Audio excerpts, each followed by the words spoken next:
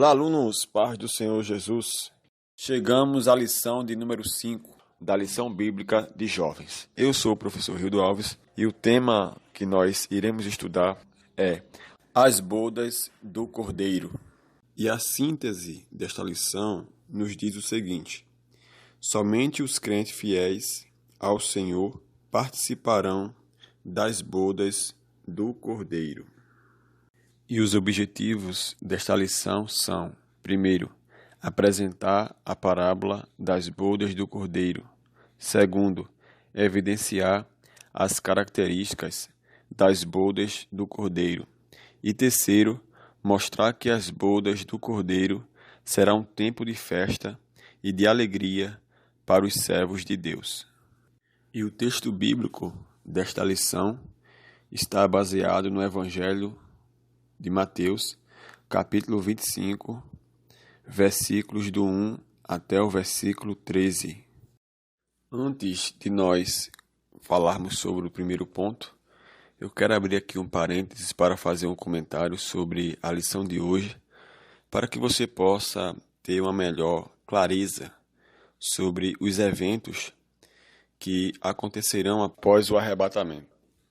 Então, primeiro ocorrerá o arrebatamento, depois haverá o julgamento das obras dos crentes, conforme nós vimos na lição passada, e depois que houver o tribunal de Cristo, onde os crentes receberão a sua recompensa, e seguirá agora este evento que é as bodas do Cordeiro.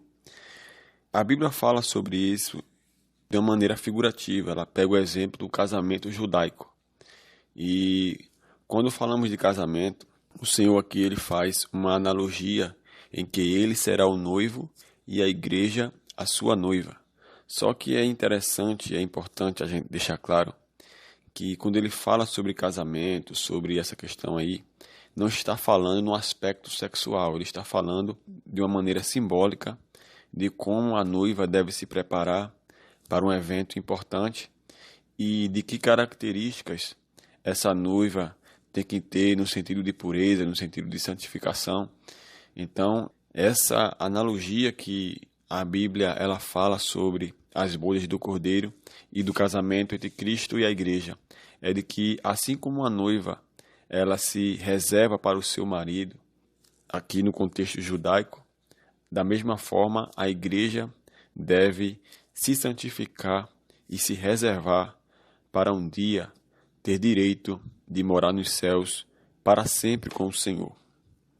Então vamos agora ao nosso primeiro ponto, que nos diz a parábola das bodas. Então, já no primeiro ponto, já fala aqui o matrimônio. Nos dias de Jesus, o casamento judaico era celebrado de maneira bastante distinta do que acontece nos dias de hoje aqui no Ocidente. O casamento tinha início com o noivado, quando um acordo formal era assinado e o noivo pagava o dote à família da noiva. Geralmente, era um amigo do noivo quem fazia a negociação e levava o pagamento. Depois o noivo vinha buscar a noiva na casa dela, e então os nubentes saíam em cortejo. A noiva era acompanhada por damas de honras que carregavam lamparinas acesas até a casa do noivo, onde aconteceria um jantar em celebração. Em geral, essa comemoração durava 7 dias. Então é importante aqui a gente prestar atenção, principalmente aqui na parábola das virgens, com essa narrativa aqui apresentada pelo comentarista da lição, a gente tem aqui uma clareza da parábola das 10 virgens, que no caso aqui é uma representação de como seria a volta do Senhor. Então aqueles que estiverem preparados, atentos, é que entrarão no reino dos céus. Mas aqueles que levam a vida desleixada, aqueles que não têm compromisso com a palavra, está sempre somente focado nas aparências e levar apenas uma vida religiosa.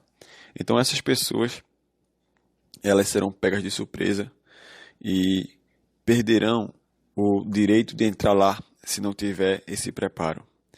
Então a gente vê aqui que há exemplo aqui das 10 virgens que tinham aquelas lamparinas era porque, conforme eu li aqui no comentário da lição, era que aquelas 10 virgens, elas participariam do cortejo até o local em que seria feita a recepção.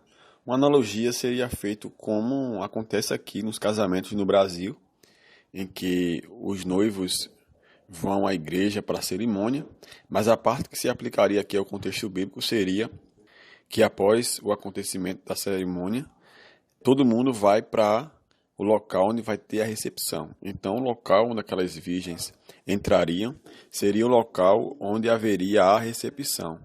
Então, como elas tinham o requisito de ter as lamparinas acesas, então somente as prudentes que tinham as suas lamparinas acesas, elas puderam entrar naquele local. E aquelas que saíram para comprar, no caso são as 5 virgens loucas, elas voltaram atrasadas e então não puderam entrar. E o que a gente vê é que esse dote seria a representação do sacrifício de Cristo na cruz do Calvário, porque Cristo ele pagou um preço alto pela sua igreja. E esse jantar, essa celebração, as bodas do Cordeiro, seria depois do arrebatamento, os crentes desfrutarem das maravilhas que há no reino dos céus. E que assim como aquelas virgens loucas saíram para comprar o azeite e quando voltaram já era tarde demais, e isso nos dá uma conotação de que tudo será de forma inesperada, como diz os textos bíblicos que nós lemos nas lições passadas, que será num piscar de olhos, não dará tempo a gente se preparar. Então por isso que a gente tem que seguir o exemplo, no caso das 5 virgens prudentes, que é de ter um preparo. E além desse preparo, termos uma reserva, ou seja, é estarmos preparados, é estarmos vivendo de uma forma como se Cristo fosse voltar hoje. Porém, se caso ele não vier hoje, nós seguiremos a nossa vida, mas mantendo uma vida regulamentada, regular e santificada diante da presença de Deus, porque a hora que ele vier, nós estaremos prontos para irmos junto com ele. Segundo tópico, as virgens. As 10 virgens estavam aguardando o noivo. Todas carregavam suas lâmpadas e estavam vestidas de acordo com o evento. Porém, somente 5 delas eram prudentes, ou seja, somente 5 delas tiveram aquele pensamento de que o noivo ele poderia chegar àquele momento, mas poderia acontecer algum tipo de eventualidade e o noivo não viria naquele momento que elas estavam esperando. Então, por isso que elas foram prudentes em levar azeite de reserva. Porque caso acontecesse esse imprevisto, elas não perderiam aquele evento, que era o casamento. E aquilo que eu acabei de falar para vocês, é importante que, assim como aquelas 5 virgens prudentes, a gente viva uma vida como se Cristo fosse voltar hoje. Também se ele não for voltar hoje, a nossa vida continuará normalmente, mas sem perdermos esta vigilância. E o terceiro subtópico aqui é a fala do noivo, que ele fala, não vos conheço. Então, depois de as virgens loucas saírem para comprar azeite, elas já chegam atrasadas lá na casa do noivo. E na última tentativa de entrar para as bodas, era tarde demais. E a resposta serve de alerta para nós, porque ele falou que ele não conhecia aquelas virgens. Então, isso nos traz uma lição também de que nós não devemos viver uma vida cristã só de aparência. Não basta parecer ser crente. Você tem que ser crente de verdade, onde quer que você for e em toda a sua maneira de viver. Porque tem pessoas que acham que servir a Deus é apenas uma nomenclatura, um status.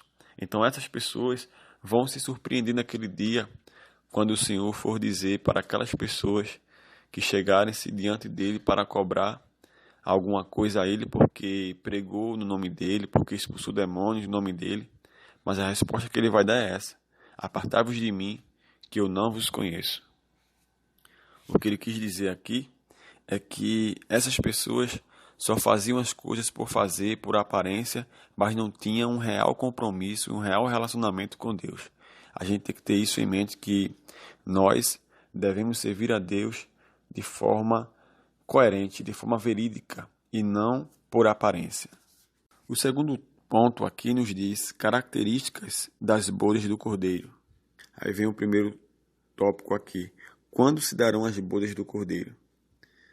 De acordo com a nossa doutrina pentecostal, que crê na linha da escatologia, que é do pré-tribulacionismo, ou seja, que a igreja não vai passar pela grande tribulação, a gente crê que, e essa declaração está baseada também na declaração de fé da Assembleia de Deus, então a gente crê que as bodas do Cordeiro será um evento magnânimo.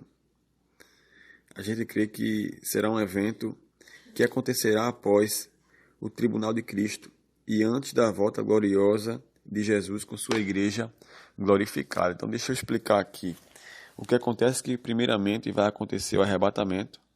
Em seguida a esse arrebatamento vai acontecer o tribunal de Cristo, onde os crentes serão julgados para receber o seu galardão, a sua recompensa.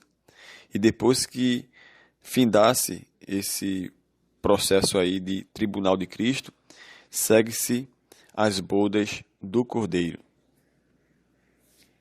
E só depois do período de 7 anos, que é justamente aí, como a gente viu, o casamento judaico durava 7 dias, então aqui no caso, simbolicamente, vai ser 7 anos.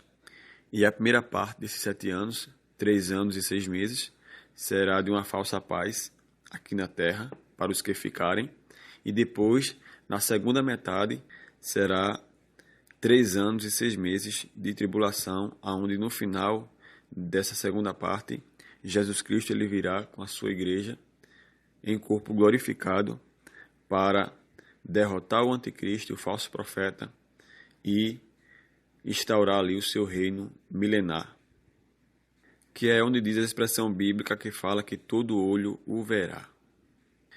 O segundo tópico nos diz o grande banquete. O Senhor deseja cear com sua igreja, conforme está escrito em Apocalipse, capítulo 13, versículo 20.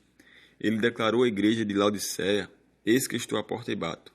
Se alguém ouvir a minha voz e abrir a porta, entrarei em sua casa, cearei com ele e ele comigo. Esse desejo de Jesus será plenamente satisfeito nas bodas do Cordeiro. Contudo, é bom lembrar que as bodas do Cordeiro serão somente para aqueles que vencerem o mundo, a carne e o maligno, conforme Apocalipse, capítulo 13, versículo 21.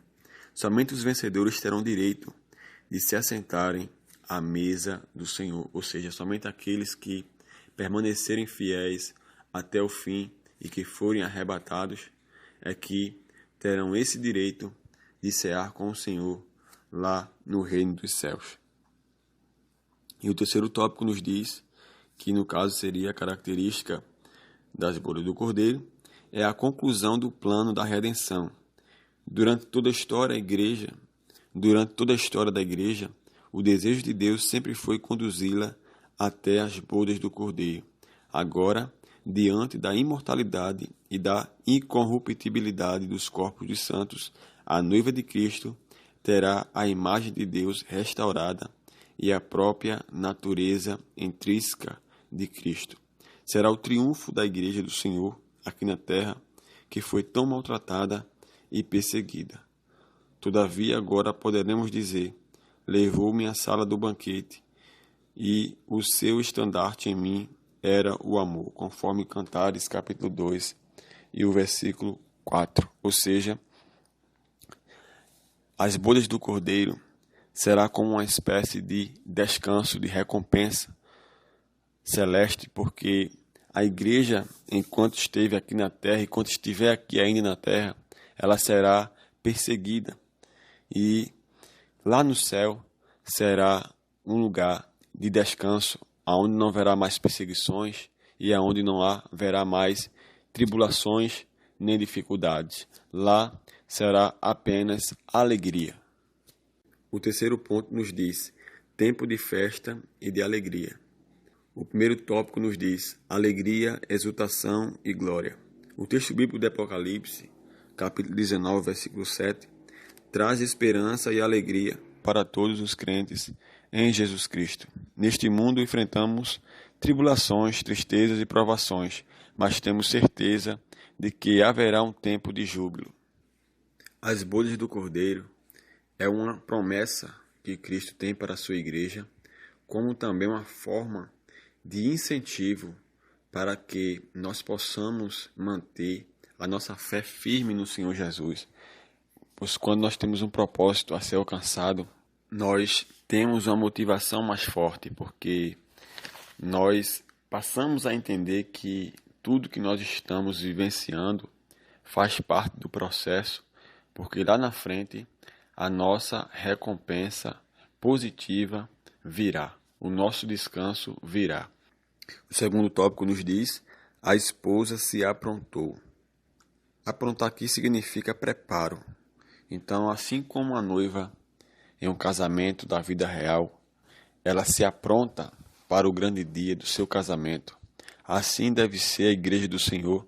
Ela deve a cada dia se aprontar através de uma busca de comunhão com Deus cada vez mais e também com a prática da palavra que gera a santificação, sem a qual ninguém verá ao Senhor. As bodas do Cordeiro são a coroação do amor de Jesus Cristo por sua igreja, pois Cristo amou a sua igreja e a si mesmo se entregou por ela para a santificar, purificando-a com a lavagem da água pela palavra, para apresentar a si mesmo igreja gloriosa, sem mácula nem ruga, nem coisa semelhante, mas santa e irrepreensível, conforme nos diz Efésios capítulo 5, versículo do 25 ao 27. Então, essa preparação é composta por esse processo constante de conhecimento da palavra e de prática daquilo que se conheceu através das Escrituras.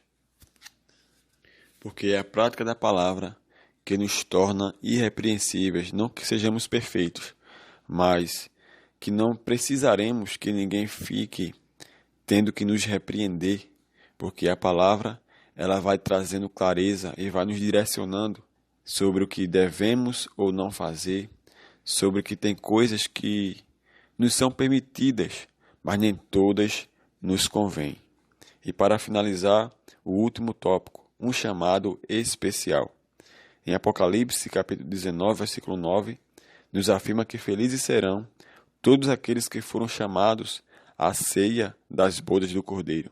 Esse evento ele retrata não apenas da união entre o Cordeiro e a igreja, que no caso seria Jesus, mas também a posição elevada que será conferida aos santos de todos os tempos, uma vez que foram transformados na imagem de Cristo. Assim como uma moça se alegra com seu marido em sua noite de núpcias, nós também nos alegraremos em ver a união do Cordeiro com a sua noiva. Ou seja, assim como a noiva ela vai se alegrar em estar presente com o seu noivo, a igreja também, nós, a igreja do Senhor, nos alegraremos por estarmos para sempre na presença do Senhor e Salvador Jesus. Chegamos ao final de mais uma aula. Esta aula não foi tão profunda quanto as anteriores, mas acredito que deu para você entender o que serão as bodas do Cordeiro, que será um evento que acontecerá após o tribunal de Cristo. Mas eu quero aqui fazer um resumo daquilo que nós abordamos para que você possa entender de maneira sistêmica o assunto de hoje. Então, primeiramente, o que acontecerá depois do tribunal de Cristo? Então, o primeiro ponto que eu quero destacar é que as bodas do Cordeiro ela vai acontecer depois do tribunal de Cristo. Primeiramente vai acontecer o arrebatamento, depois o tribunal de Cristo e em seguida as bodas do Cordeiro. Segunda coisa que eu quero destacar é que as bodas do Cordeiro ela é feita uma comparação com o casamento judaico. Então por isso que a gente, para entender isso daí, é necessário que a gente entenda como era o casamento de um judeu, onde era pago o dote, que era uma negociação que tinha entre as famílias, que nesse caso é uma representação simbólica, no caso de Cristo para com a igreja, seria o sacrifício de Cristo na cruz do Calvário, onde ele pagou um alto preço por nós, que somos sua igreja. A noiva é a igreja, representa aqui a igreja, a figura da igreja. E aqui o principal, o que Jesus queria ensinar a respeito da parábola das 10 virgens, que foi o texto bíblico base desta lição. O que ele queria ensinar era a respeito da necessidade de nós estarmos preparados para o encontro com ele todos os dias de nossas vidas. Se ele vier agora, devemos estar preparados. Mas também, se ele não vier hoje, nós devemos continuar nossa vida normalmente, como cidadãos, cumprindo nossos direitos e deveres, mas também não deixando de santificarmos a nossa vida e de vivermos uma vida íntegra, de acordo com a vontade dele e de acordo com os princípios que ele normatizou para a vida cristã através dos seus ensinos e também dos seus apóstolos que vieram após ele. Pois a gente não sabe quando esse encontro se dará. E por último aqui, o azeite das 10 virgens simboliza o Espírito Santo, a busca do Espírito Santo. E para finalizarmos, o azeite usado pelas virgens representa o Espírito Santo. Ou seja, a lição que traz para nós é que o nosso preparo tem que acontecer de forma diária e contínua. Ou seja, nós não devemos viver uma vida desleixada. Como eu falei anteriormente, devemos viver a nossa vida normalmente, como se Cristo fosse voltar hoje. Mas se ele não voltar hoje, o nosso preparo continuará sendo feito, para que a hora que ele voltar, nós estejamos preparados. Ou até mesmo, se formos chamados para a eternidade, estaremos preparados de certa forma para encontrarmos com o Senhor do outro lado. E chegamos ao final de mais uma aula. Se você gostou desta aula, deixe o seu like, se inscreva no canal, ative o sininho para receber uma notificação sempre que eu estiver aqui postando um novo conteúdo. E nós nos encontramos na próxima aula e que Deus continue te abençoando em nome de Jesus.